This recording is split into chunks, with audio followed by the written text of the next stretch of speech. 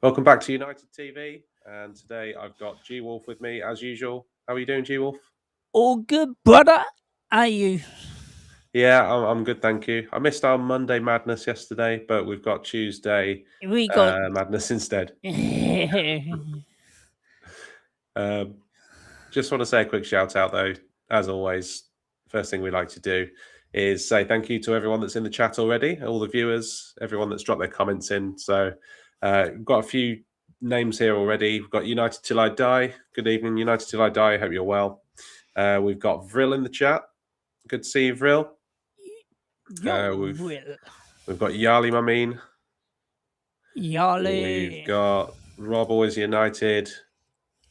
You all right, Robbo? Big shout out to Rich as well, who helped get the thumbnail set up and stuff behind the scenes. We've also got Pundit Katie as well, as always. Hope you're well, Pundit Katie. We've got Berber in the chat. Yo, Burbs. Neil Driscoll as well, the legend. Yo, Neil. And anyone else that I haven't mentioned already. Thank you for getting your comments in early. Stephanie.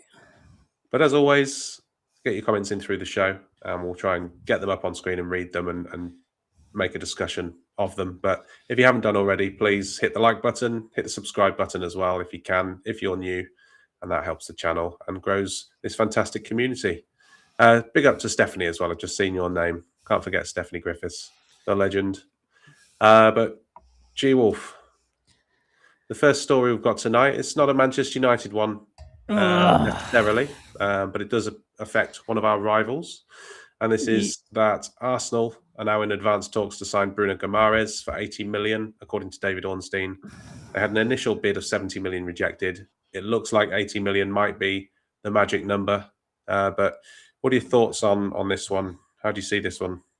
How do I see it? Well, Newcastle are dead in the mud since they got rid of their. Tell you the truth, one of the best managers for them by far for Newcastle. So everyone has sort of decided to jump ship. So literally, Newcastle are in the mud. So. He's a good player, Guimarães. I quite like it. I do quite like him. Would I have wanted him at United? I know people would say yes, but for me, no thanks. So he can go to Arsenal and flop over there. There's not much of an age gap between Guimarães and Tielemans. I think there's maybe 3 or 4 months in it. But there's a huge difference in fee. So obviously Guimarães, we're talking 80 million. Tielemans more like 35.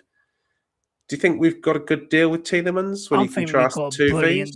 We got a brilliant deal with Tielemans. Like, Tielemans could have been a 60 to 80 million pound player. So to get him for that price, I think it's an absolute bargain. Like people, we said last season, Lamens was the bargain of the century. This next season, I bet you the bargain of the century will be Tielemans. I can see Kate Cadet and a couple of others in the chat. Oh, look at the sunshine that's come out. The sunshine Kate Cadet saying, being positive as always, I see. We can be the agony aunts tonight. So if you want to drop your comments in, we'll get them up and have a group therapy session. Get all those angries out. He needs a lot of therapy. Don't we all? We haven't got that long. They say everyone should do therapy at some point in their lives. But I think Manchester United fans more than most.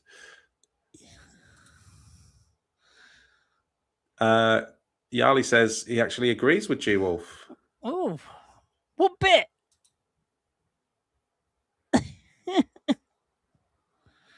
And United Till I Die says on 5 years contract, no chance.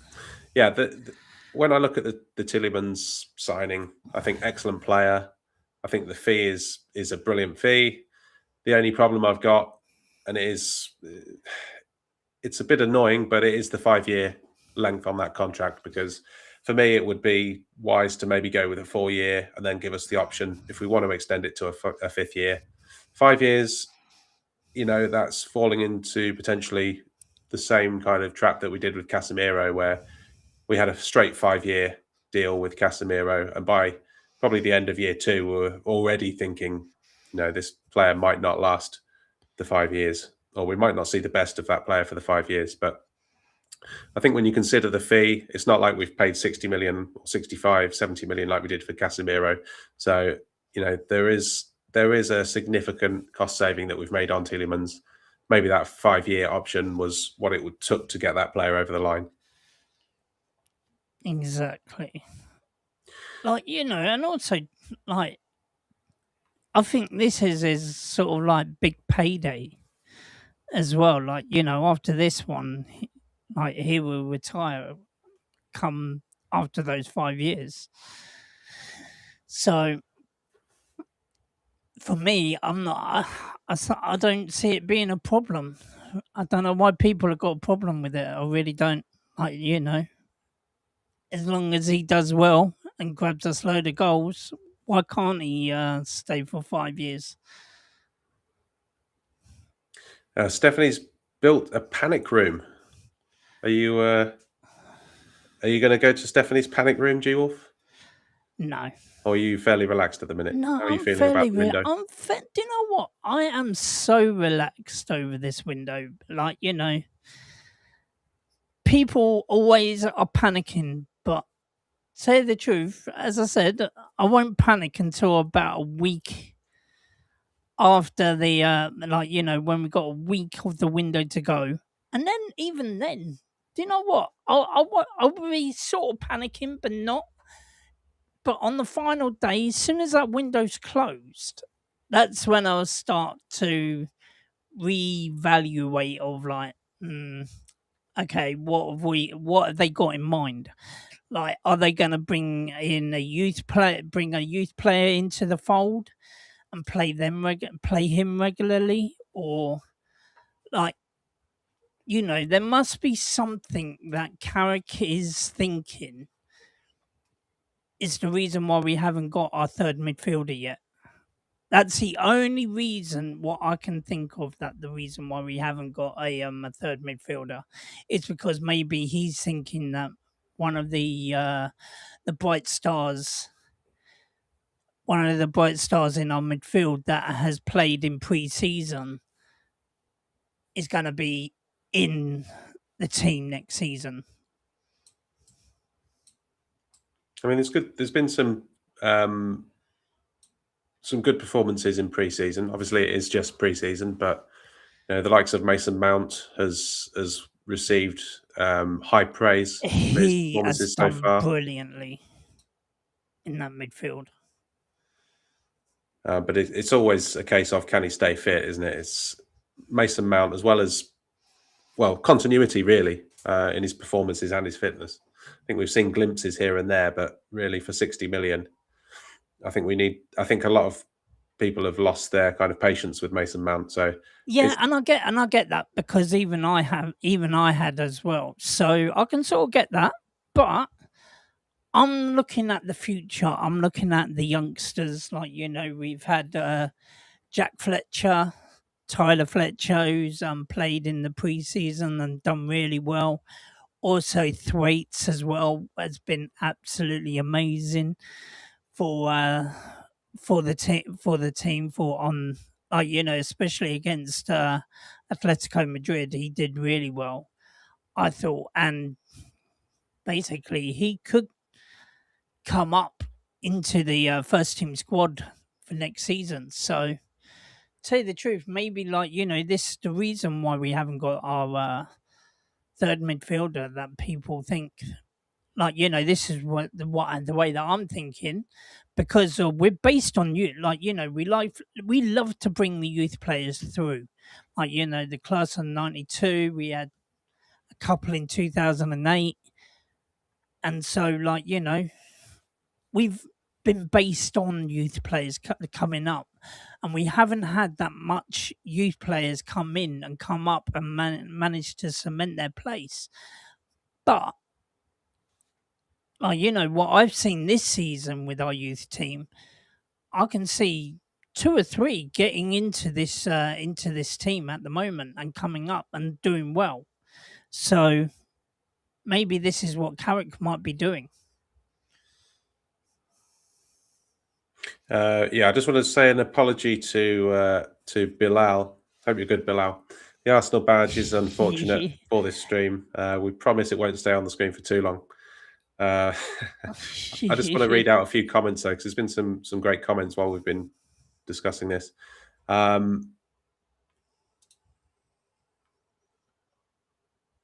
Kate Cadet's got a question for you, G Wolf. He says, "Let's pretend the window shuts tonight and we have this squad till January. Are you satisfied with what we've done so far? Are you satisfied with the squad?"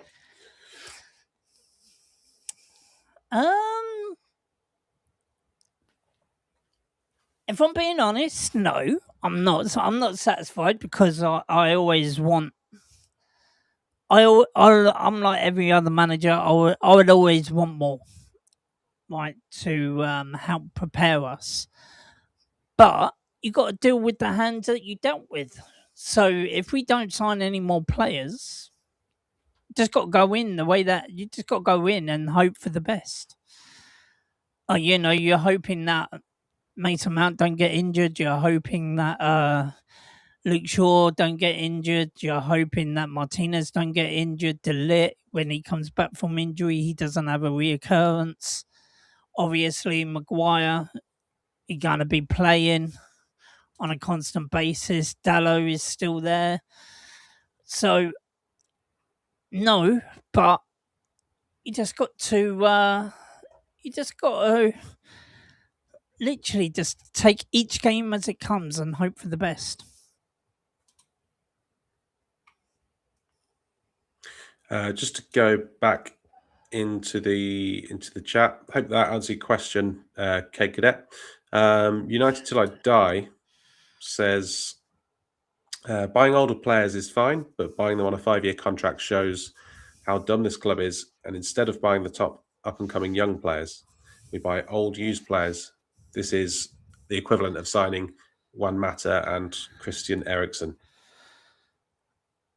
What's your stance on, like, if you were given the option based on the squad we had prior to this window? Let's say you were given 4 major transfers that you could make. What kind of age profiles would you have been looking at between the 4 players? Me personally, I would be looking around about 26, 28. It's the players that I'll be looking at because you need a bit more. We need a bit more experience, and especially with Champions League, you definitely need to have a few of the old heads around. So ones who have played in Champions League. So around about 26, 29 onwards. Are you happy with like the Andres Santos? I am. Up and coming player, obviously Exactly. quite a bit of money. Literally, you got to mix youth with experience, right? Because the experience will help you win games, but the youth can do all the running and all that lot. So to have youth and experienced players, that's what we need. We need a balance, and this is what Carrick needs to work out: the balance of the team. Big shout out, youth and experience.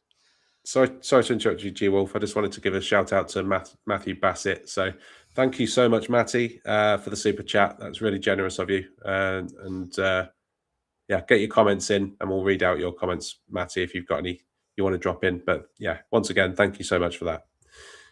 Yeah, G Wolf, going back to what you're saying there. We've spoken about we've lacked leaders in this team for quite a while, haven't we? You know, we've had Maguire. He's been in and out the team, so there was question marks over whether he's suitable to be a captain. We've got the likes of Dallo, he's one of the more experienced players now, and he's always seen as Yeah, a kind of leader. He's in the senior leadership team in the dressing room, so he's obviously got a big influence in that dressing room. But he has, unfortunately.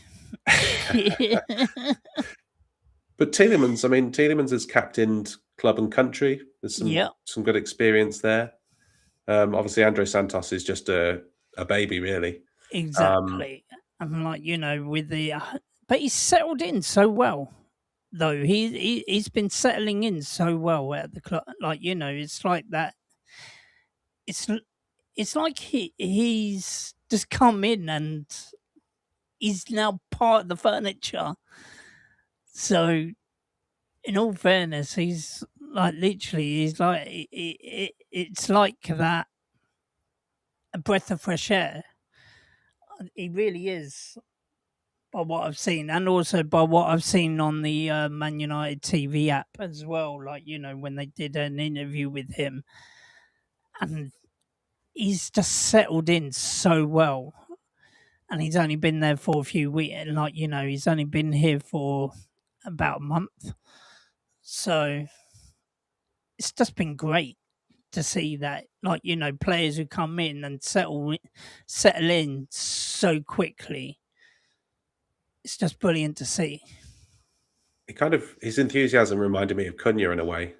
Mm. Andre Santos, he came from the favelas in Brazil, and you Yep. can see he's just so enthusiastic to play for Manchester United. And I think And at that's the times we've yeah. signed Go on. players. Yeah, I was just going to say we've signed players like Alexis Sanchez and players like that who they've clearly come for the money. Yep. Day one of being at the club, and they didn't really want to be here anymore. But I think when you've got players like Andre Santos, when they've got the talent, which they do, but then also they've got that determination that they're going to prove themselves in Manchester United. I think it's just a great combination to have, and I think it's a sign of what we've been trying to do over the last 12, 18 months in our transfers dealings. Matty Bassett says Santos was an unknown gem. Tielemans, the release clause, but he wants us to be more proactive in our transfers, which I think is. I think a lot of us are going to feel the same way, Matty. To be honest, But the only thing is, we don't want to be a club that, like we've overpaid for players, and then when we've signed them, they haven't done well. So, to tell you the truth, I think the way that United are, what they're doing in this window, it's really good. Like okay, yeah, okay, you want the players to come in and gel in straight away, so then they can have a proper pre-season with the club. But the only thing is, I just think that the way that we're doing our business and taking our time and signing the right sort of players, I think that's a pretty positive. I think that's pretty positive. So you just got to have patience, guys. Just be patient. We might sign a third midfielder, but then also we might sign the left back. Like literally, who would have thought that? Like we didn't hear nothing about these two deals of Tillemans and Santos, and then out of the blue, here we go. So, tell you the truth, I think it's great that the club are keeping their cards close to their chest. No one knows who we're signing or if we're going to sign anyone, and we're taking our time. So, to be fair, that's why I am so relaxed over this over this transfer. Kate Cadet says City don't care about what they spend. They don't care about PSR. They only care about winning. Yeah, we all know. We all know how City's books look But the only slightly thing odd. the only thing is City demise is going to be coming home to roost sooner or later. Like they'll get find out. Like literally, they're going to find out. They get a I really do think that they're going to get a transfer ban for over 2 years, and hopefully they might get. The only thing I can really hope for is that they get kicked out of the Premier League and go down into Division 2, Division 3 like Rangers did. I just can't see it. I can't see the Premier League wanting to kick out Man City. Yeah, but the only thing is, Rangers was one of the best teams in Scotland, and look what happened to them. Yeah. In some So ways, the Premier League might look at that, and I think you could argue that the Scottish game took a serious dip after Rangers got demoted all the way down, and it became effectively a one-team league. I think the quality of Scottish football's gone down ever since. Really, I don't think Celtic are the team they were when Rangers were challenging them originally.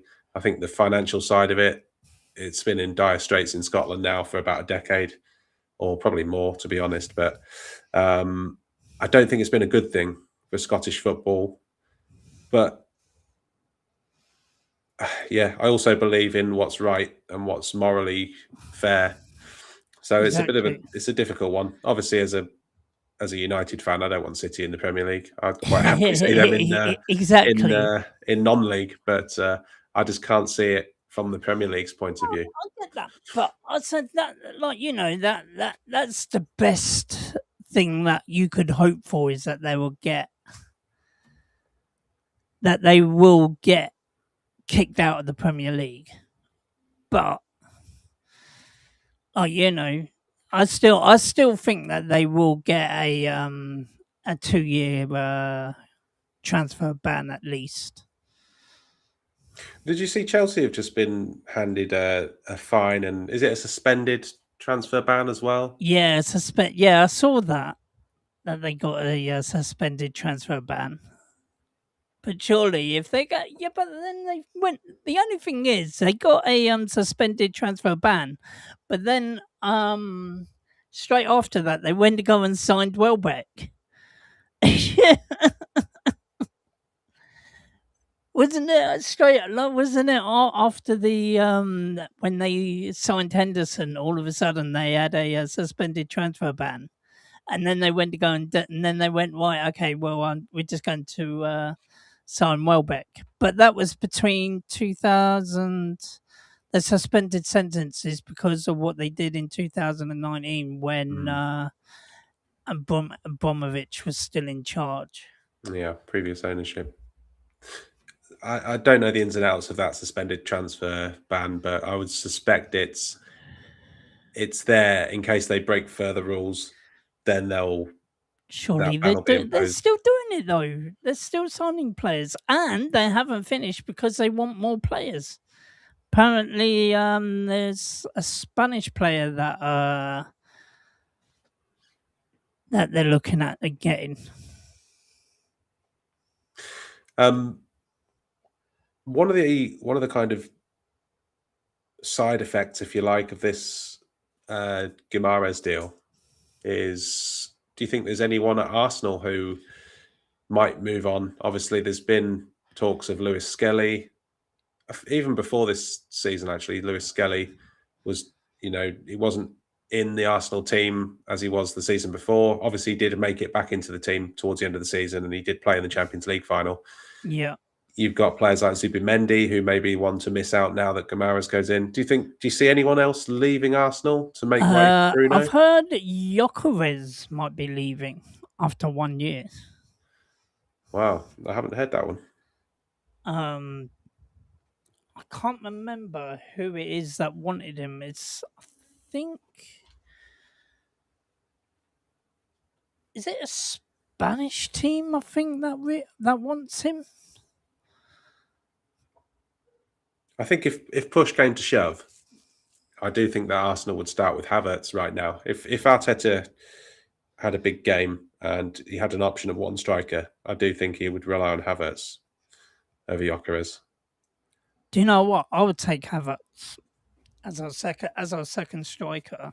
Yeah, I don't know what it is, but I'm quite liking Havertz. Yeah, I like Havertz. I think he's a good player,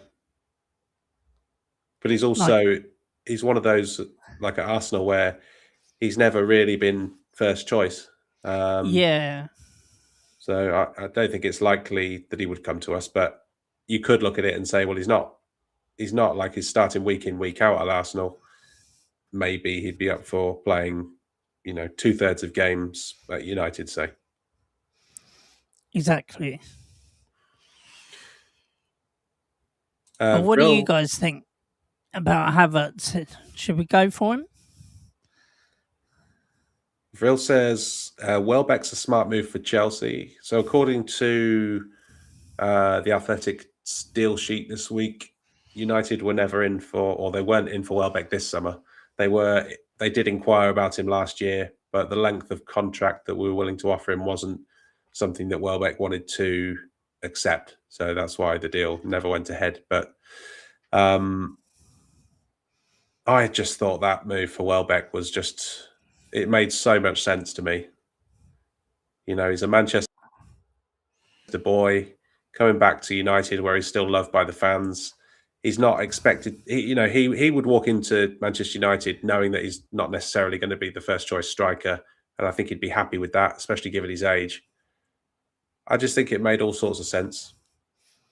But Chelsea have gone in; they've got the player, 2-year deal, The only thing is, and I think it's a good option. I think Welbeck should have stayed at Brighton because I just don't think Welbeck is going to get that much game time at Chelsea.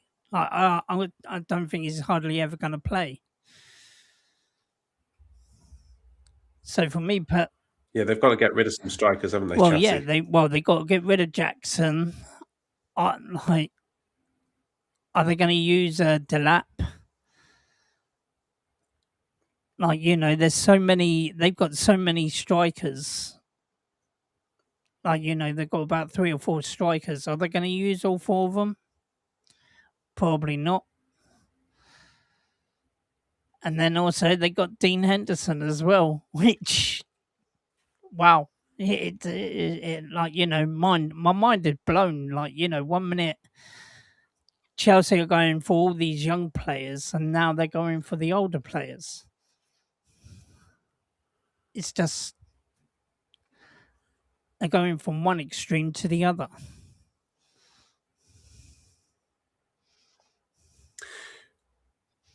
Given that it looks like Delap might be sold this summer, from what we keep hearing. But do you think there'd be any interest in revisiting that deal for Liam thanks. Delap from Wilcox? No, thank you. No, I don't want him.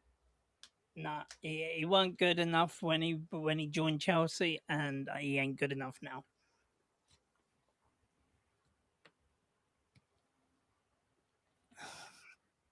Yeah, I think he's got his work cut out. If he was to stay at Chelsea, I think he's got his work cut out because he got an injury right at the beginning of last season. I think might have even been in Delap should go and pre-season. join Sancho at the non-league club.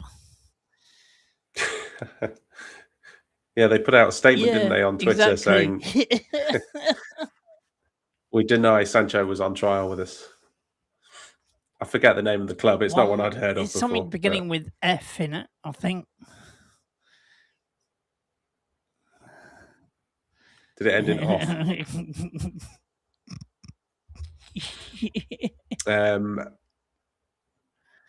Thanks for keeping a tab on the likes, Rich. We've got 15 likes so far, guys. So if you have not done it so far, please hit the like if you enjoy the content. Just trying to scroll down and catch up with all these comments. Malp says Welbeck and Henderson joined for the money. Last big payday before retirement. You think Henderson's had enough big paydays, wouldn't you, with these last few moves? The one to Saudi Arabia, then he went to Ajax, then he went to Brentford. He's had a year there. Now he's gone to Chelsea. Considering he's got a broken arm, so he ain't going to play the first part of the season for Chelsea. He was on the bench, wasn't he, for the third place playoff in the World Cup? I don't know if he was ever going to come on. He but was. Well, he's been on the bench all the way through. But the only thing is, there was just no chance of him getting on because of. It's going to take about 17 months. It normally takes around about 8 months for it to be properly healed. So, as I said, I don't think that he's going to. The first 3 months, he ain't going to play. United Till I Die says we needed a backup striker and Welbeck wasn't on the list. So who was on the list? Do you have any ideas, G Wolf, who might be on the list as either a rotation striker, backup striker, whatever you want to call it? Your guess is as good as mine. Literally, like any signing, like when we did that nine-man midfield signing, Tillemans and Sancho was not on that list. So, tell the truth, your guess is as good as mine, mate. Literally, this window is just all over the place. No one knows who we're signing. It won't be until we get a here we go from on Twitter or in the papers or anything like that. And it's just so great to see. I'm just excited who we are going to sign next.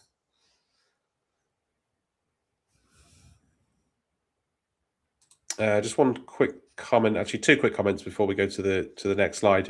Nicky T, big up Nicky T, says, do you think Rashford will go to Turkey? I hope so. But I really do hope so. I heard that Fenerbahce, is it Fenerbahce who's coming with a big offer? Or is it Galatasaray? It's one of them the two, I think. I'm sure I heard something a couple of weeks ago. But if he wants a new challenge, then and he doesn't want to be at United anymore, don't want to be at United anymore, then literally, if he wants to go, let him go. He doesn't even have his shirt number anymore, does he? He's gone number 11 now. He's gone up a number. Cunha. So, because Xerxes was 11 previously, wasn't he? So I don't know what's happened to Xerxes' number. Well, even Xerxes' number is going to get banished anyway because he's might be on his way to Juventus on loan. I do feel that the outgoings are kind of hindering us at the minute, or the lack of them. I think Xerxes is a key one. Xerxes is going to be a loan with an obligation, I think. Rashford, if he doesn't go to Turkey, I don't think anyone else is going to be coming in for him, and I think he will be integrated into the club. Unfortunately, but he's got a lot of work to do. I wouldn't start him. I'll leave him on the bench until he knows how to track back properly.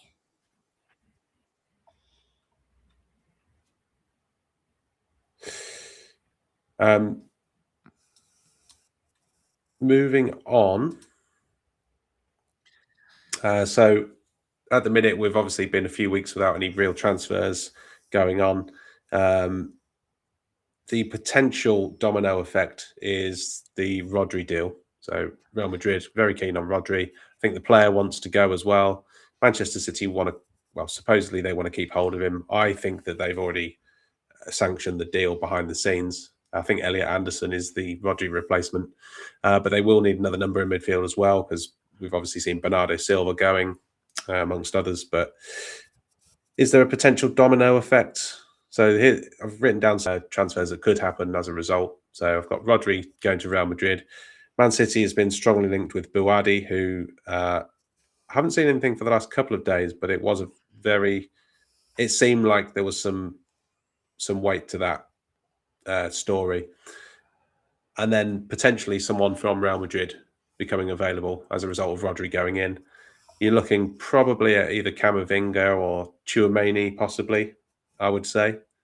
But have you got any kind of thoughts on this one, G Wolf? Um, I really think that if this, like, obviously Real Madrid, they're going to need to get the money, or at least recoup some of the money back from the Rodri deal to balance the books. And that means that they're going to have to get rid of one of the big players. And I think because of Rodri plays in Chouameni's area, I think I think that it'll be Chouameni, even though that he signed a new contract. But just like what we did with Ronaldo, he had a year left on his contract. We said to him, "Look, play for an extra year, and then you can go." Maybe this is what Real Madrid are saying to Chouameni. Look, you played that 1 year for us. You signed a new contract. Right now, we can sell you for a little bit more than what we thought we could sell you.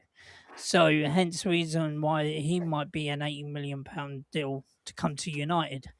Now, Man United have already said, yeah, right, that they will break the bank if there is any chance of us getting Chouameni.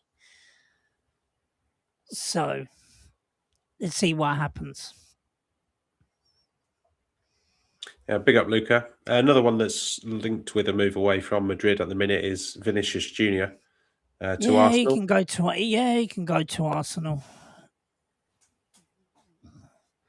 Did you see the news about Vinicius Junior today? I think he gave his first interview since he was linked with Arsenal, but I didn't see what was said. But if anyone in the chat knows, give us a message in the chat.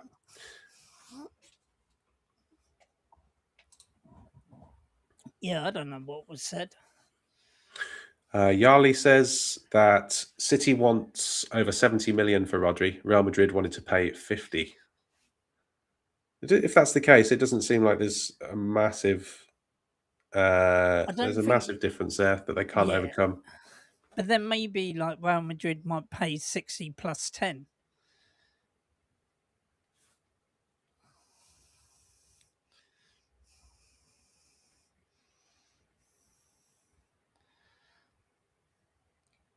Yeah, so Camavinga, Chouameni, sorry, I meant to say Chouameni signed that 3-year extension recently. So he's signed until, I think originally the contract was June 2028, it was going to expire.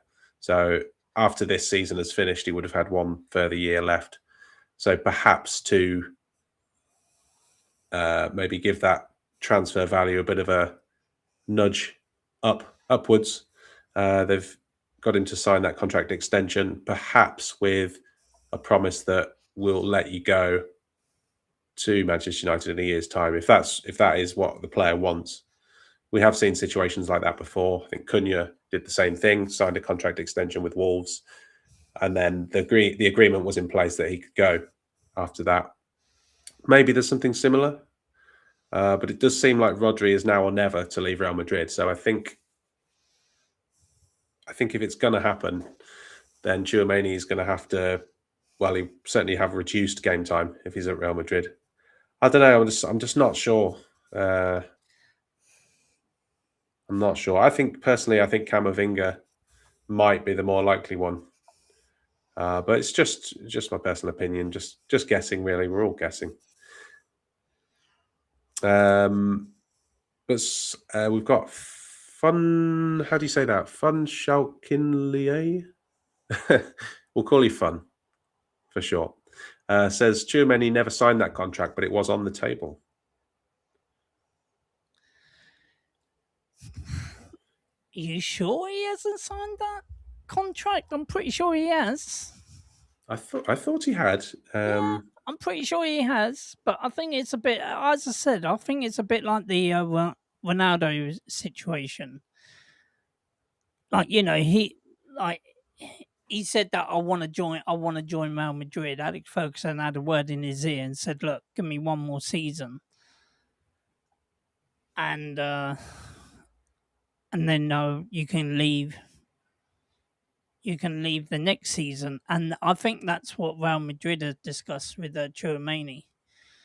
But if they're signing Rodri, then how much game time is Chouameni going to get? That's the thing. Is he want to be a bit part player? Rich has got a question. He says, "Are Man United risking getting no one if they leave it until the end of the window?" What do you think? No, I think I don't think that at all. I just think like the week leading up to the transfer deadline day is where you're going to see Man United get some most of their business done. I think they people, they want to see people panicking. Oh my god, I'm panicking, and then all of a sudden they get a couple of great players coming in. So, and then Yeah, all well ends well to a brilliant window. so a couple of other comments in the chat there saying that the contract might not have been signed.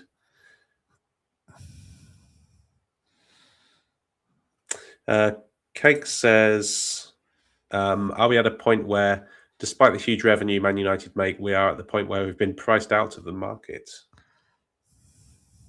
I think we just don't sell enough. The likes of Chelsea, the likes of Manchester City. You could look at any other team in the Premier League, Brighton. They all sell their players for big fees. And meanwhile, we're looking at getting the likes of Harry Amas sold for 6 million. The likes of who was the player that moved recently for $1 million? Dan Gore for 1 million. We've probably spent 5 times that in developing the player. I just don't think we sell well enough, and I don't think that's really changed enough, even under Ineos, for my liking. But one player. Yeah, but when have we ever sold big anyway? Like, apart from Ronaldo for 80 million, what's the highest fee that we've had for a player? I think, well, Lukaku and Di Maria. So Lukaku. No. I mean sold, not bought. Yeah, I think Di Maria we sold. It was at a loss though. I think we bought him for about 57, sold him for about 50. Lukaku was a loss again. I can't remember the exact fee that we paid for him. Was it about 69 million, 70 million? We paid. I think we sold him for about 70. 55. See, not big fee. No. Still, again, it's a loss. Like, we haven't sold a player for over 80 million. Like, apart from Ronaldo, that's the only player which I can think of that we sold for pretty decent money. Other than that, we normally just let their contract runs out, and then if we want to get rid of them, then we'll sell them. Like, send them on the free. I think the ideal scenario is you buy or develop players and you sell the ones that aren't good enough for a profit. I think that's if you're going to set your stall out to do something, you ideally want to get rid of the players that aren't good enough, but also if you can make a profit on them. The problem we seem to have is we get rid of players and we make a loss on all of them, apart from the likes of Ronaldo, who we didn't want to sell anyway. So we've kind of failed on both fronts. Exactly, and even then, we sold him at a low price. He could have easily been sold for 100 million. Oh yeah, definitely. Like, in today's market, I would have said that you could have sold him for around about 2.5, 300 million. You know what I mean? If he was in his prime, in today's market, he would have been 250, 300 million, without a doubt. Yeah, he would. I think he would have eclipsed the Neymar fee, or certainly would have matched it. Exactly.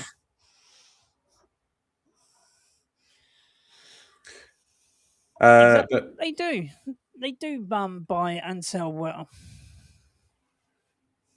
Bilal says, "I won't cut my hair till Mason Mount plays 5 games in a row." I saw that. We'll have, You trying to be the next TikTok supreme? we'll have to come up with a catchy name. So we've had the United Strand. You've got to come up with a catchy name, Bilal, and maybe you'll become internet famous. You could become another United Strand.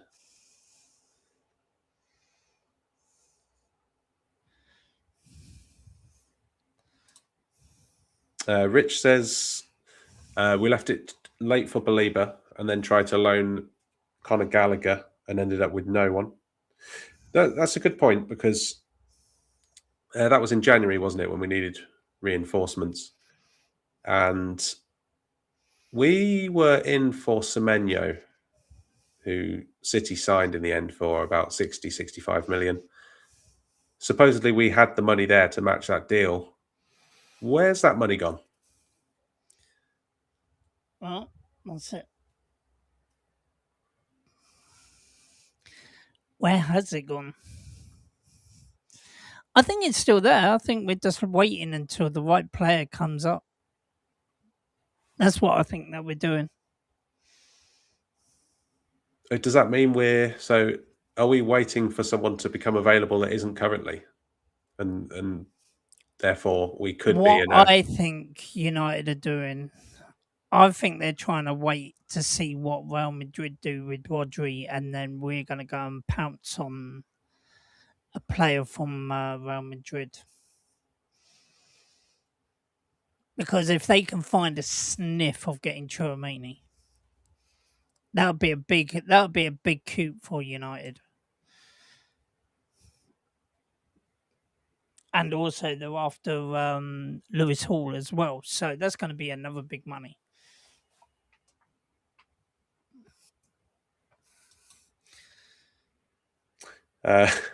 Rich says, I don't see how Man United are priced out of deals this window.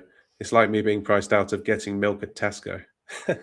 Well, Rich, I don't know if you've been to Tesco recently, but my eyes start to water when I go in there. Isn't it like £3 now for 4 pints of milk? All I know is you can't leave with a basket full of shopping for under 50 quid anymore. Oh, do you know what? Our shopping costs 200 quid every week. I go in. Like, the wife said, I've hardly bought anything. Oh, yeah, but what did you buy? Well, food for the week plus extras. Well, there's your 200 quid then, isn't it? Yeah, but look, I've only bought this. This has got to last us for 5 days. This has got to last us for 6. Oh, I'm like, oh, God's sake, stop moaning.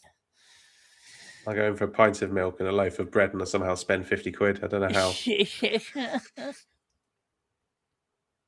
But anyway, also Rich's other Rich's comments saying, "Gee, well, do I still think that I'm gonna do I still think that United are gonna spend 200 million this year?"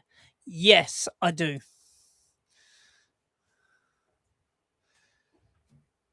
I do still think that we will spend 200 million this season. Shetland. I do think we've got another big transfer in us. Yeah, I do too.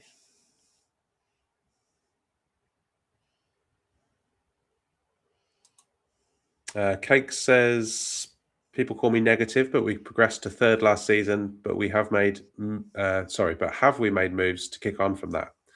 I thought we were meant to be busy. I saw someone posted something earlier on X, and it had the net spend from all the seasons that we qualified for the Champions League versus all the seasons after we missed out on the Champions League, and there is a significant pattern, and that is when we miss out on Champions League, we spend about another 50, 60, 70 million compared to seasons where we have finished in the Champions League spaces. Exactly. We can't afford to do at the best of times. We definitely can't afford to do this season because of the number of players we've lost and how thin the squad is. But every season we have spent over 200 million.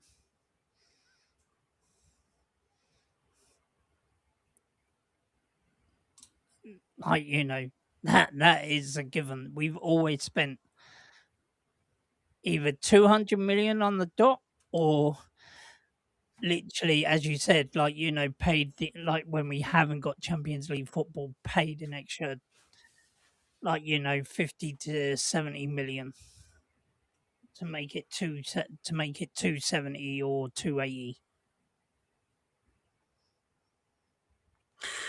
Okay, I got a quick question from Matty Bassett. So we'll just give a yes or no answer, I think, just to keep it simple. But are you having Camavinga? If Camavinga was offered to us, would you take him? Yes. Regardless of the fee? Yes. He can play in multiple positions. He also can play in defence as well. And he's done well. People might say about, he's injury prone. But tell you the truth, that's like a lot of players you can say he's injury prone. You know what I mean? At the end of the day, yeah, right?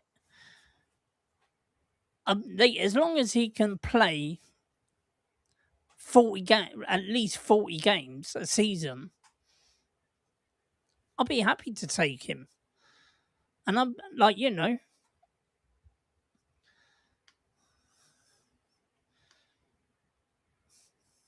as long as he's fit for the really big games, that's all that matters, really. It's a yes for me. And the main reason, apart from his versatility, is I think he's got good athleticism and he's got that Champions League experience.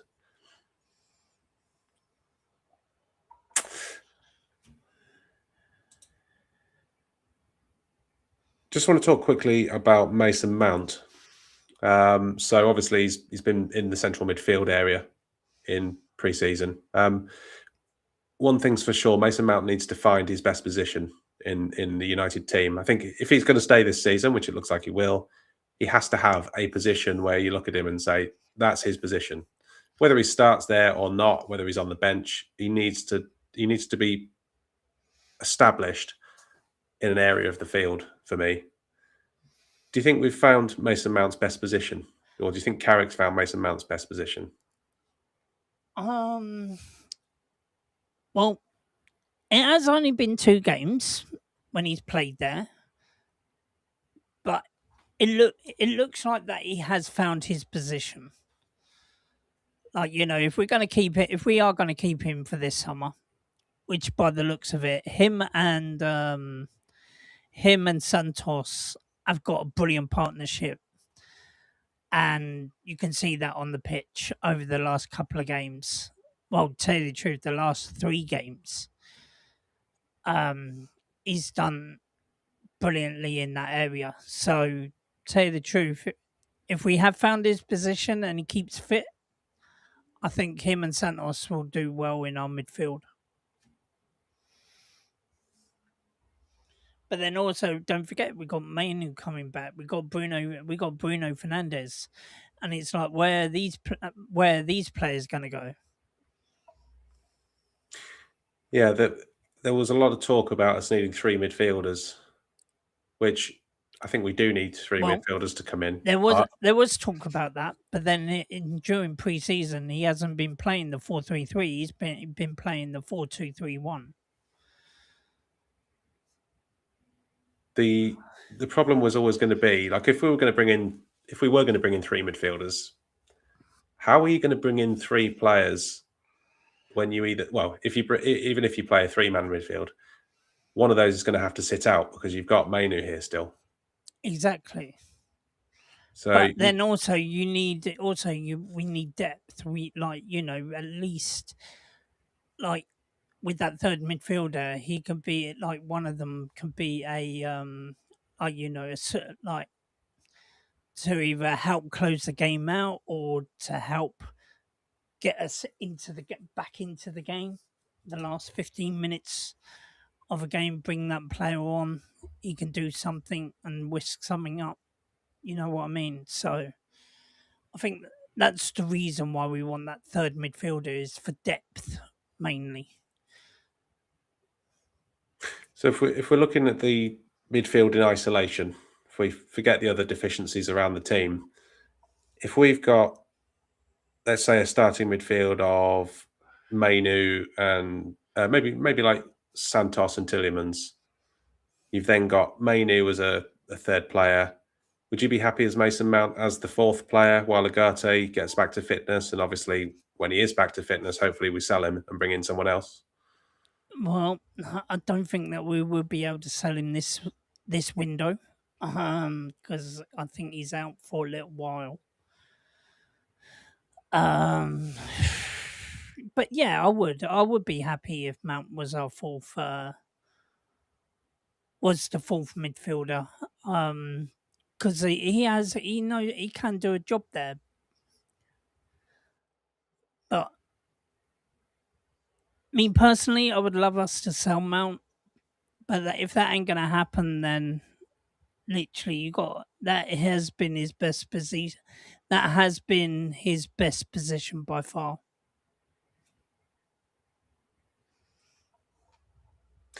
And I think Neil's saying no to the Mason Mount as the fourth option. It's just that question of can he stay fit, and I think if we are gonna pivot away from a midfielder, a third midfielder, we're likely going to see Mount used maybe as the fourth choice option. You've then got Thwaites from the academy, so or one of the Fletchers. I think between the five, maybe six names, I think you could make an argument that we've got enough there. You've then also, if in desperate times, you could bring Bruno Fernandes back there, for instance, to cover an injury crisis. But you hope you don't get to that stage. Exactly. I personally, I think rather than the third midfielder, there is other positions in the team that would become a priority. Like if we're saying that, for instance, our fullbacks need to be more aggressive and adventurous, I don't think we've got that. Certainly on the left side with Luke Shaw. We obviously need a backup striker as well, I believe. Xerxes still here, but he's nowhere near the standard that we're going to require next season. Or this season, should I say. Exactly. Vril says, we don't have a starting six. Santos is good, but not it. Yeah, we spoke about this third midfielder being more of a six with athletic attributes, someone that can maybe cover for, let's say, if Tielemans or Maney were playing, we need a player who could probably sit in alongside them, but also have the legs to get back and up and down the pitch. That's the bit that we don't have at the minute. The only thing is, you're right, with Santos as the six, he has done so well. And like, especially against Atletico Madrid, he was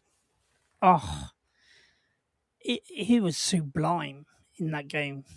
Like, in the first half, and like, Thwaites as well at Mount.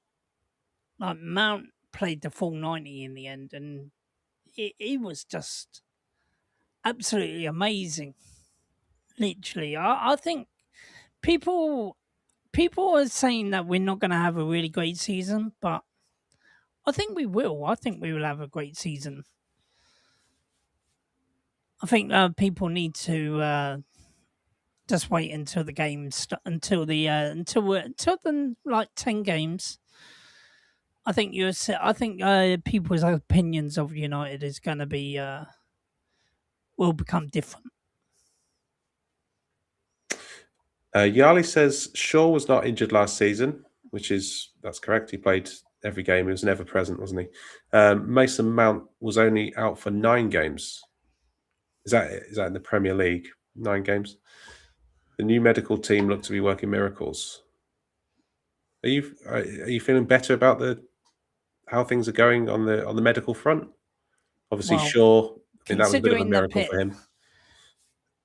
Considering what considering like what happened previously, like they have been doing their jobs properly. Obviously, we've still got a few injured people. Like we had to let out for most of the season last season, and he might not be back this season. Might not be back at the start of this season, and then you got Leach. You had Leach. He's out again. How long is he going to be out for? So, tell the truth, but Luke Shaw, that was a miracle that he didn't get injured at all last season.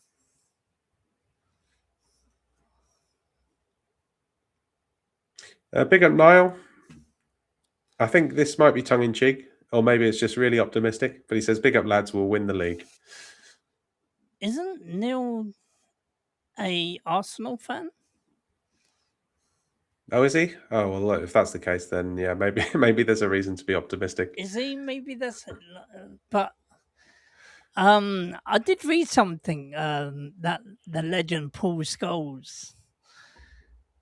He was saying that he was thinking. He said, "Yeah, right, that Arsenal are going to be around about 3rd or 4th next season." Yeah, I don't think it's a foregone conclusion. Put it that way. I think Arsenal, they've got the continuity with Arteta. He's been there for a long time. The Vinicius Junior links worry me in terms of he's already moved on. People like Aubameyang, those kind of characters from the dressing room. Vinicius Junior might come in and just upset the balance. He's a very, very good player, but could he cause problems, divisions within the dressing room? I mean, that's for them to worry about if they get him in, but I don't think it's a foregone conclusion. Oh, he is a United fan. I thought he was. I don't know why Niall. I just thought you was I thought you was an Arsenal. Fun says, have you seen the Georgie Scalvini links this evening? Yes, I did see those. Central defender, I think 23 years old from Atalanta.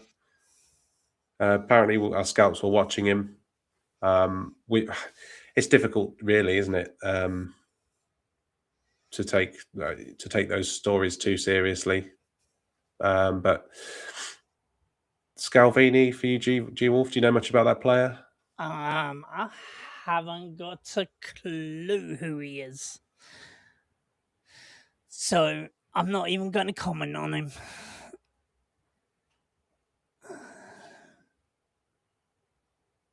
Yeah, Niall's feeling really, really optimistic tonight. We're going to win the lot. Quadruple inbound. Dear me, I think we'd be the first team to do that.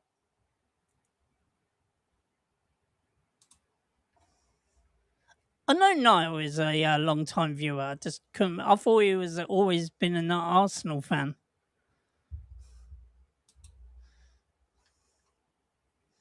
Is it Niall that also supports one of the Scottish teams? Or am I thinking of a different Niall?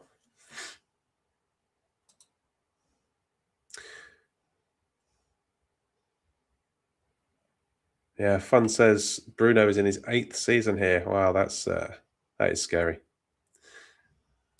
But 8 great seasons he's given us, really. The next story, then we've just got one more after this, and then just get any questions that you want to go through as well in the chat. But that's Manchester United are close to agreeing a deal with Middlesbrough for the signature of Radek Vitek on his way to Middlesbrough from United. It's thought to be less than the 15 million mark that United wanted, which is a bit of a shame. This is according to Ben Jacobs. But United have put in a buyback option and a sell-on percentage as well. So, what are your initial thoughts? My initial thoughts, that's a bit of a low fee. The initial fee is 12.5 mil. I saw. But as you said, we have got the buyback option and also the sell-on percentage as well. So it's great. But I just wish that he stayed. I wish he would have stayed at United and fought with Lemons for the number one spot. But tell you the truth, good luck. He said at the start that he would, like, you know, when he played our first, when he played the second half of the pre-season, and he says that he wanted to leave, right, and that he wanted to get first team. He wants first team football, and it's not guaranteed here. He hasn't played since, so tell you the truth, you burnt your bridges at United, mate. So good luck, and yeah, hope you do well. And if you don't, I think that's the best sort of business that we could have done. If we don't do well, but we'll have to see. Just have to wish him luck. There's been other keepers. Yeah, there's been other keepers go in recent times. Kovar was highly rated. Exactly. He's gone on to do okay, but I don't think we've really, we're not really too bothered now about Kovar, especially given Lemens has come in. Vitek, I know a lot of people have had high hopes of Vitek. He had a very good loan in the Championship at Middlesbrough.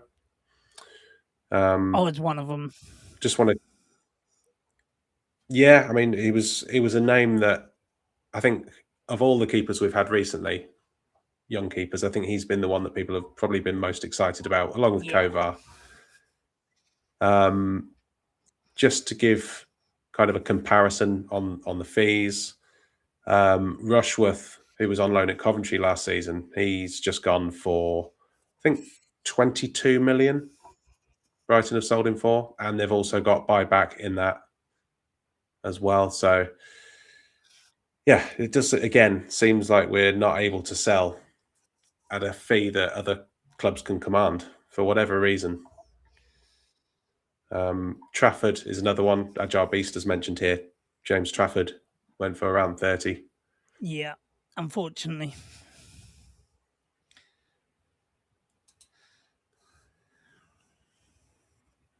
Nikki says, we've got a good relationship with Borough. Borough is their local football team. Okay, so you're in the northeast. Have you been to the Riverside? Have you seen much of VTech? Binder won't be here for much longer. Even he is on the verge of leaving United. Yeah, I think Binder is on the verge of leaving. I think I've heard that. Malp says we gave Heaton a new deal. Yeah, that's true. He got an extension, but I think he's going to go on to do coaching at the club. And that's the reason why he signed that new deal, is because of he's doing his coaching badges, and he won't get any game. He won't really get any game time because it'll be out of the him and it'll be out of Lamens and Darlow.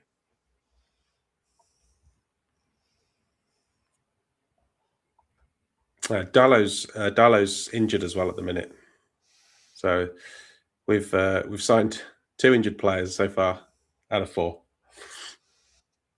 but that won't be a surprise.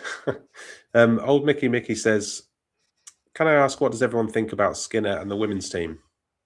Do you? I don't know really what's gone on there, apart from I know that Skinner's left.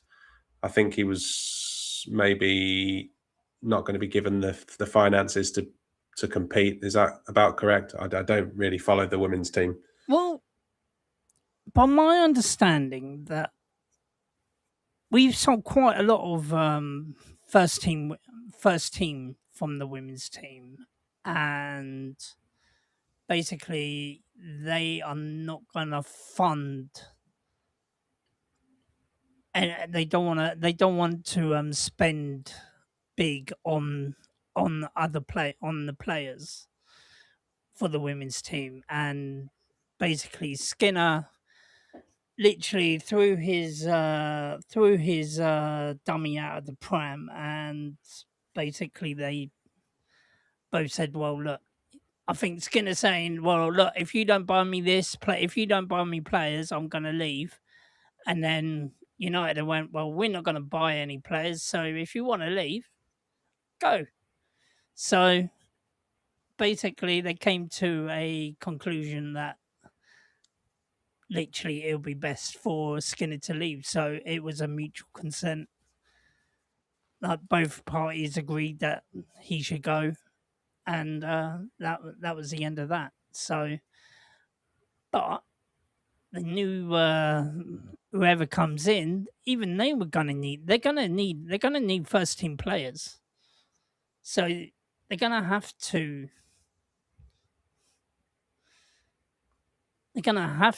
have some sort of ambition at the club for the women's team, unless they've got a few people coming through the reserves. But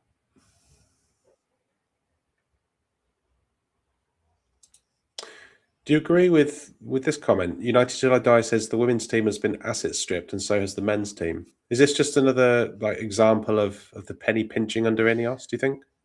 possibly, but I think like Jim Ratcliffe wasn't particularly complimentary about the women's team when he first came in, and just thinking back to one of his early interviews. I remember that. That was with Gary Neville. I remember that he said about the women's team, and he weren't really too fussed about it. So, I really don't know, mate. Really don't know.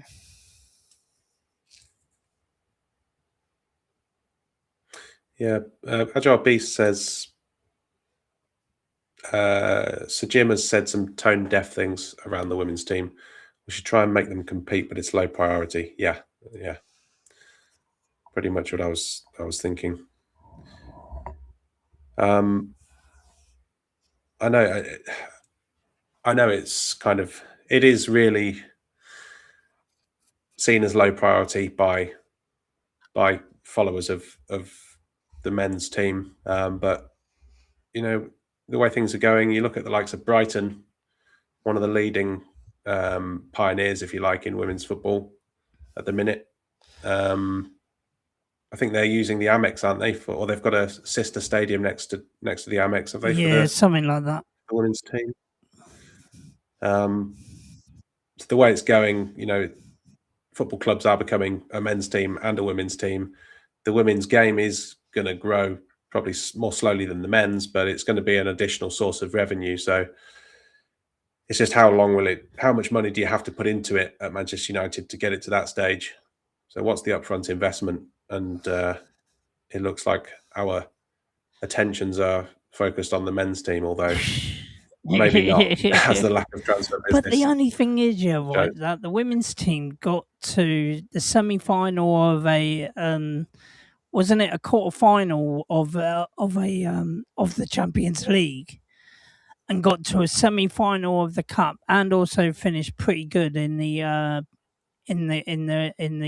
WSL as well. And literally, we've sold pretty much all our top female players. And now, like, Skinner thought, well, look, okay, I can, if you give us, because we sold these players, invest in me in some new, better players. If you're going to, or at least replace them like for like. But the United board had just said, no, we're not bothered.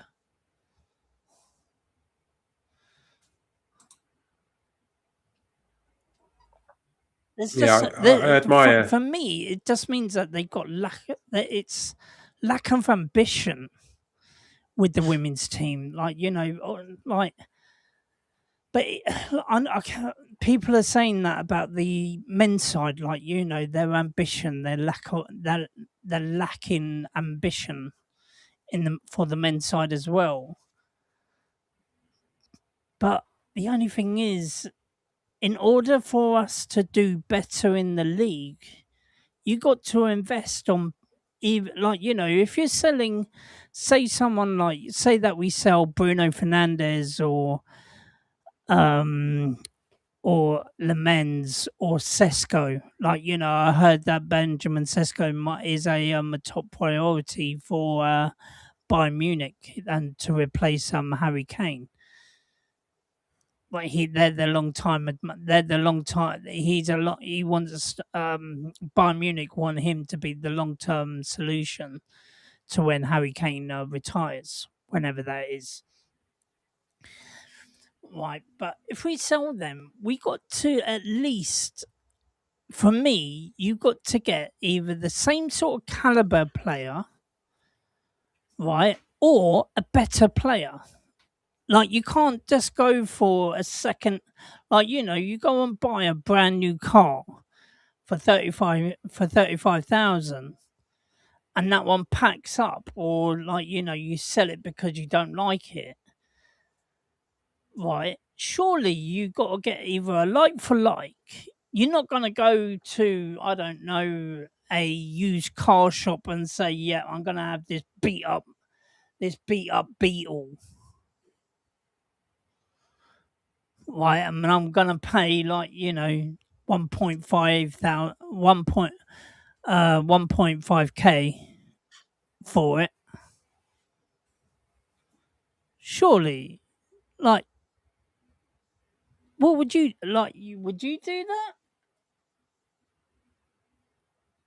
No, you want to you don't want to deliberately bring in something of lower quality, do Exactly.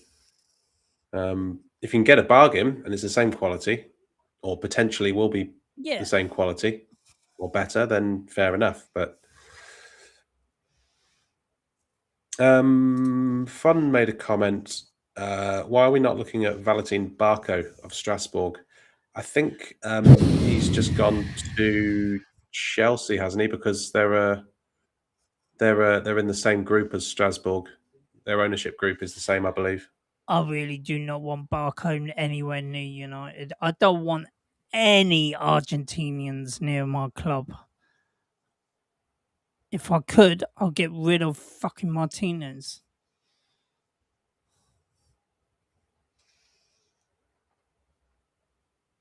Literally, no Argentinians in our club.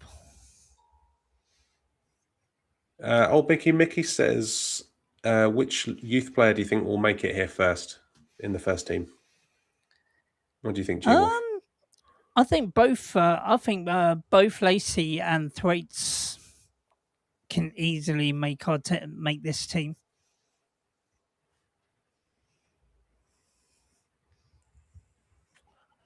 Yeah, I think it's going to be one of those two as well. I think those are the two in pole position at the minute. It's just as long as neither of them goes on loan, isn't it? I think because I think if they stay, I think both of them will I get minutes think this both of season. them. I think Lacey is staying, and I tell you what, if Thwaites keeps on producing what he's doing in the pre-season, then I think he's going to be a bench player for us, and he will get some minutes as well.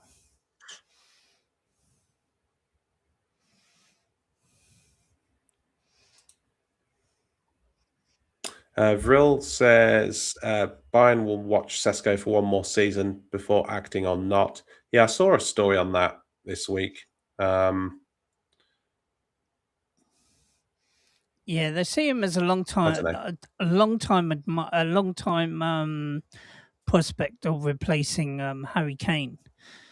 And then I saw again that if you would do a swap plus 60 million for Harry Kane, would you do it?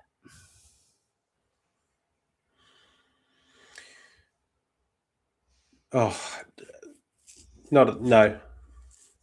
Only because of Harry Kane's age. What is he now? 33. I just don't think we But the should be only looking thing at a is, he footballer that old. scores at least 2 a game if he gets this. If he gets the. If he gets the. Oh fuck's sake! If he gets the. Oh, that's the one. Service. Yeah. Which he does get in abundance at Bayern. Exactly. So if we can give him the service, I think he could get us at least 2 goals a game. So, but yeah, no, I wouldn't do that. I'd rather see Sesko, and especially Yeah, now. Have you seen him? he's put on a lot He's of muscle, hasn't he, bulked in up. pre-season? He is really bulked up. He is like fucking muscle man. Yeah, I think he did need to put on some because I was not impressed with his target play last season. I have to say, in terms of holding off defenders, I don't think he did that at all. I don't think he was. I don't think he was anywhere near good enough in that aspect of his play. So I think that will be a good thing. Let's just hope he doesn't lose that pace that he's got. The only thing is, he hasn't. The only thing is, it's like when Ronaldo first came in, and then he sort of, but and then Alex Ferguson said, look, if you want to make it at the club, you got to bulk up a little bit, and then the pace was still there. That's exactly the same as what Sesko has done. He's bulked up, but he's still got the fast pace. So, to tell you the truth, it could help Sesko more than anything. Bulking up a little bit, putting on a bit of weight, so then he can use his strength to hold off players. Because of the way that I saw it was the scrawny lad that every time he got on the ball, he was so easy to get the ball back off. So with that bulky, hopefully he won't get knocked off. He won't get knocked off the ball that often. Yeah, I think he's got a good first touch, and he's got a good one-time pass and awareness of those around him.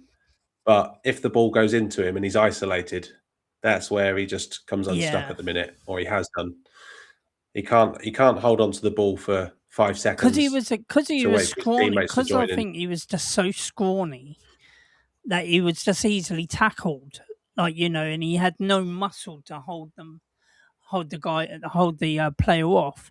I think now as he's bulked up, and I think if he does it now, you would see that. Yeah, he can hold the ball up a lot more. He can hold up the ball a lot better as well.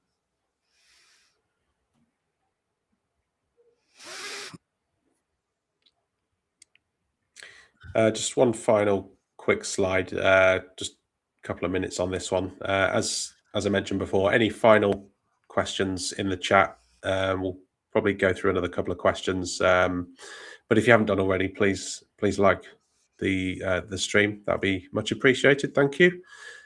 But the last slide here is Manchester United are getting a world record, £20 million per year fee for having Betway as their training kit sponsor. So that's a world record for any training kit sponsor or shirt sleeve sponsor. So more money coming through the door. Yeah, we're not spending it, G-Wolf. Exactly. What's going on? We're putting all that money on a Betway bet of Man United winning the title next season. Maybe that's how they're going to raise funds for next season, isn't it? They're going to bet on themselves. Yeah.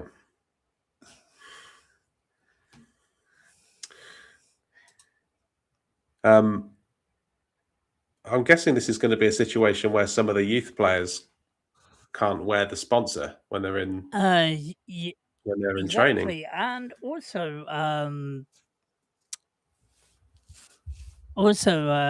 there's also another one, yeah, right, that JJ Gabriel has been told that if he is gonna be playing, and also some of the other youngsters, if they're gonna be playing, they got to change in another dressing. They got to change in another dressing room until they get to 18 to be with the first teamers. Is that just in case they see the betting company logo on the players? Hopefully, they're not watching this stream. Then Exactly. they might be poisoned. I don't know. As I say, I don't sure know that- the reason for that. I think it's mainly the reason because of, like, they're young lads, and they're coming into a dressing room with men, and, like, I don't know, just basically trying to protect themselves, protect the kids, and all that lot. You know what I mean? Stupid, but okay, whatever. Good in a way, but pointless in another. Agile Beast says the news is worthless to me unless we see that money on the pitch. Yeah, I mean, these kind of stories, like we had the famous one under Chevrolet. What's the banker called that we got who's moved on? Eddie Shitty Woodward. Ed Woodward. He'd come out with these new deals every month. Like he's got the latest Japanese noodle company sponsoring this or that.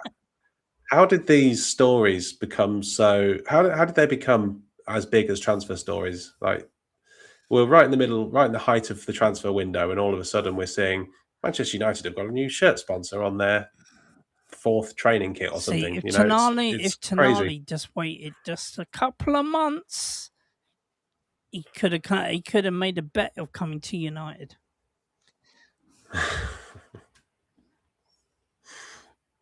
It was pretty big back in the day, wasn't it?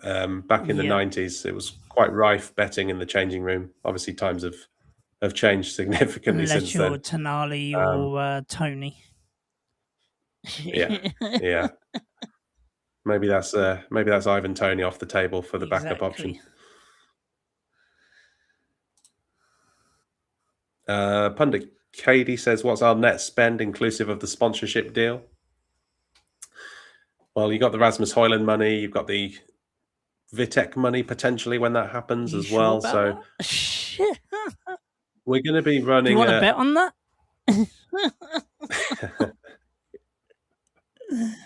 It depends if that goes into our coffers or not. I'm only betting with Betway if it goes into Manchester United. No, I'm only joking. I don't bet. Well, I've had a few bets. I'm so bad at bets, but they haven't come in. You've got different types of gamblers, don't you? I'm the type where this is going back a few years. I haven't done it for years.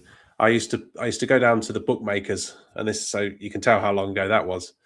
And I used to put on maybe £1 or £2 on a 16-fold accumulator.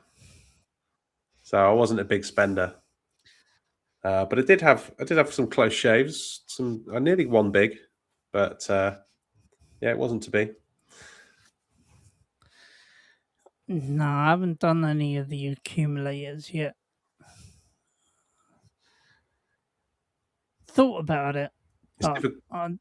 It's difficult enough to get one result right. So if you're trying to get 16 right, it's the odds are pretty slim. The only thing is, all I want to do is just go win, lose, win, lose. I'll tell you what, if I could do that, that would be brilliant. Yeah, Chelsea can't even get a front sponsor, says Agile Beast. It's amazing, isn't it? They keep spending money. I know they're not in Europe, so they've got They've got different financial rules they've got to comply with. Premier League's ones are slightly more relaxed than UEFA's. Hence that suspicious tail off in form at the end of the season from Chelsea. I'm sure there was nothing untoward whatsoever. It's like I remember Chelsea having the what is it? The eight, is it the 8 that they had? They had a That's 3, it. didn't they? That's They it. had The 3. the phone network 3. Yeah.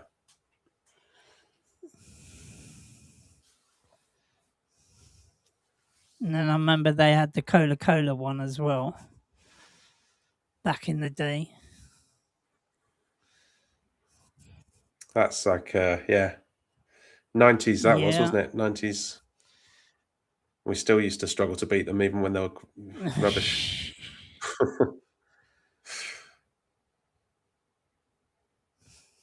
No, the only team which I remember us kept on beating, and that was Man City. We did keep on beating Man City back in the 90s. Went until they got the money. Yeah, I think my first United game was Manchester Derby, I think. And we won 3-2. I think it was that game. Joey Barton was he got a warm reception from the Old Trafford crowd. Of course.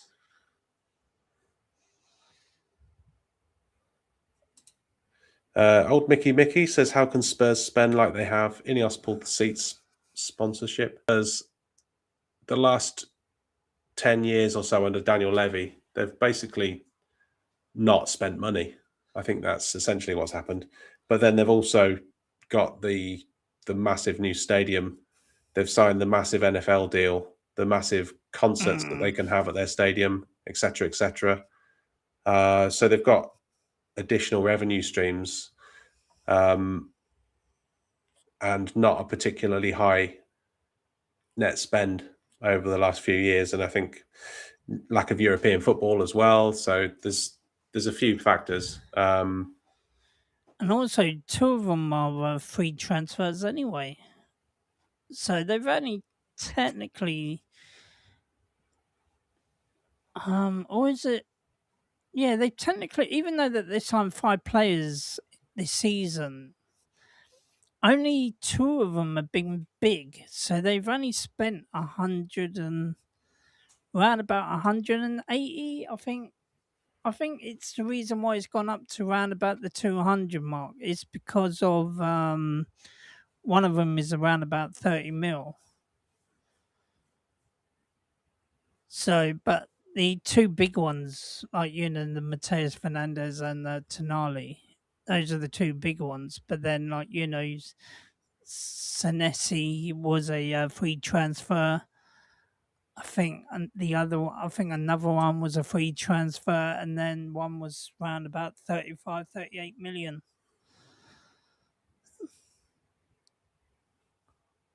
Big up Tyrone. Hope you're all right.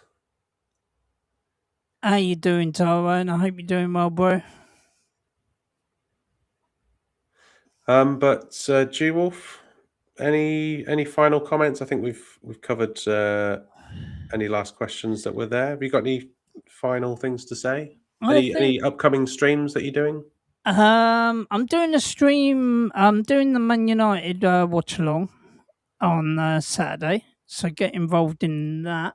Other streams, I am busy pretty much from tomorrow. So yeah, I can't really do any. And then I'm on holiday for 2 weeks after that. So literally after Saturday stream, I'm away for 2 weeks. So you get 2 weeks of no Wolf.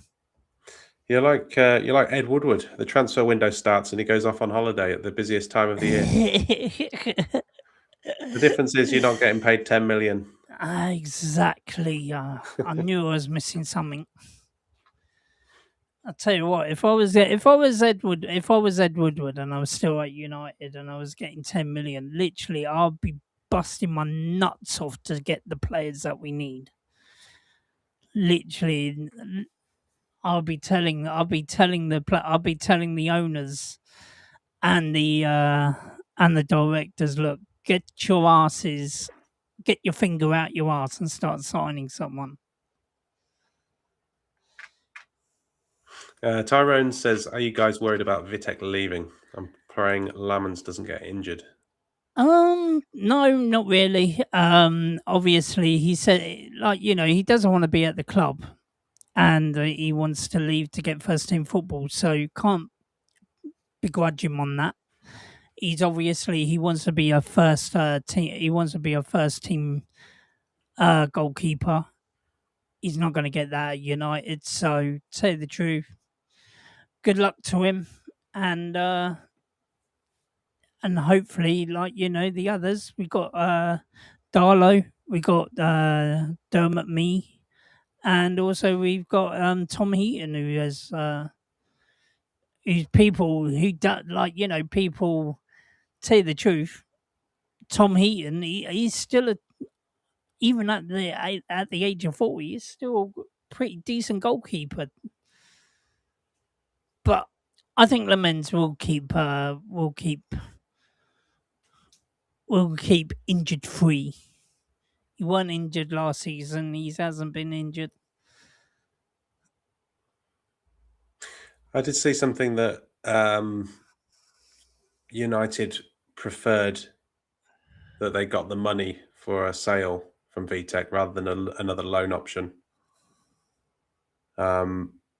So could be a case that we're trying to bolster those transfer funds. I mean, might be wishful thinking, but if we can get that money in now. But as Tyrone says there, we do have. Sorry, on a previous comment, we do have the buyback there if we wish to enact that, and also the sell-on percentage. It's not often that we buy back players. I can't actually think of, apart from Pogba, which obviously that was completely different circumstances. You got to go back to like that was years down the line that we bought him back. yeah, and we sold him for free. Oh mate, we did it the wrong way around, didn't we? We bought him back for 90 million, sold him for nothing. Like we got rid of him. We took him out, we sold him for free, and then he's had really a couple of decent seasons at Juventus, and then we go and sign him back for 90 million. He comes to United and he flops again, and then you wonder, Alec Ferguson knew what he was doing, and he had the choice between Pogba and Tom. I remember Alex Ferguson saying, he had the choice between Pogba and Tom Cleverley, and Pogba, he wanted first team football at the age of the age of 18, and Alex Ferguson didn't like the attitude from him, and he said, "Look, you get on when I tell you, son, not the other way around." And in the end, Alex Ferguson didn't like the way that Pogba was, so then he said, well, he made his job easier by picking Tom Cleverley because at least he was prepared to wait for his chance, whereas Pogba weren't. So that's the reason why he left on the free. It's a shame. And then when we bought him back, you could see that Alex Ferguson was right. This is the reason why. He only played well 1 in 10 games. Not even that. So I thought Alex Ferguson was right about Pogba all along. He was just an absolute melt, and luckily enough, I can't remember who it was who got rid of Pogba, but whoever that manager was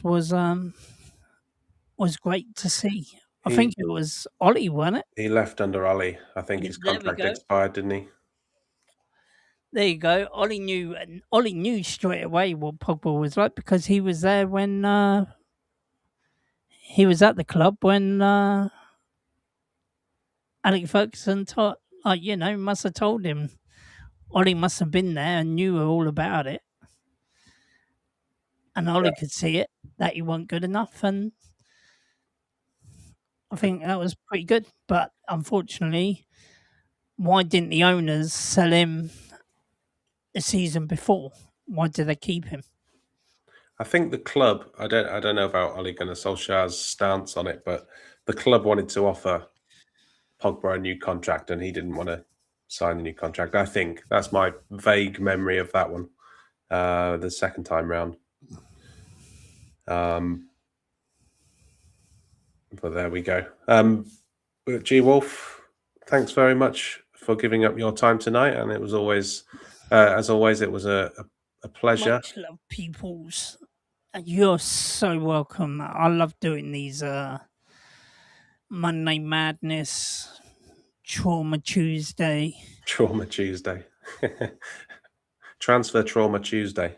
There we go. There we are. The triple threat. Triple T. But thanks to everyone that got involved tonight. Loads of great comments as always. But just want to say a shout out to a few of these guys in the chat that I can see. We've got Tyrone Williams, Ian McDonald. We've had Berber, Old Mickey. We had Agile Beast as well. United Till I Die, Pundit Cady. We had Rich. We had Neil Driscoll, Niall Kane. We had Bilal, Stephanie Griffiths as well. Rob Always United, Malps, Vril. I mean, there's the one that I couldn't pronounce, but we'll say Fun. But Jim as well. So many guys and girls in the chat. So thank you for joining in as always. And anyone that I didn't mention, you're not forgotten about. You're appreciated, and thank you for tuning in. But if you can do on the way out, and you haven't done already, please hit that like button and subscribe if you're new. But until next time, guys, thank you for watching. Also, ring a ding that bell button, so then you'll be notified of when we go live next. Very true. Very true. Hit the notification bell for future shows as well.